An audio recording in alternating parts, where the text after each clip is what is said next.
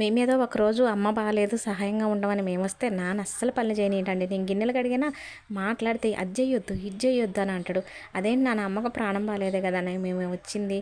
ఏదో ఈ ఒక్కరోజేగా చేసేది, మేమేమన్నా రోజు వంట చేస్తామంటే నేను చేసుకుంటాలే మీరు చెయ్యొద్దు, మీ ఇంటికాడ మీరే చేసి ఇక్కడికొచ్చి మీరే చేసి ఇంక మేమేంటి చేసేది అని అంటాడు.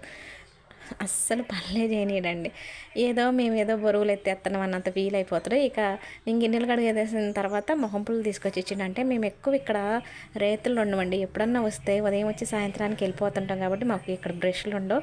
కాబట్టి నాన్న మొహం పుల్లలు తీసుకొచ్చి మాకు చెరొకటి ఇచ్చేసి మేము ఏదో స్నానాలు పెందలాడి చేసేస్తాం అన్నట్టుగా పొయ్యి రాజేసి కాగు పొయ్యి మీద వేయాలని చూస్తుండే. చూడండి అదిగోండి ఇందాక పుల్లలు ఎత్తుకెళ్ళాడు, ఇప్పుడేమో నీళ్ళు కాగు ఎత్తుకెళ్తాడు పొయ్యి మీద పెట్టడానికి. మా అక్క బట్టలు ఉతుక్కుంటా అంటుంది కదా, నాన్న ఇంత పొద్దున్నే స్నానాలు చేస్తామా ఏంటి, నువ్వు అప్పుడే పొయ్యి రాజేసి కాగు పొయ్యి మీద పెట్టకపోతే మేము చేసుకుంటాం కదా అని అక్క అంటుంటే నాన్న అంటాడు కదా, అరే ఆగండ్రా అన్నీ మీరే చేస్తారా అని నాన్న అంటుండే.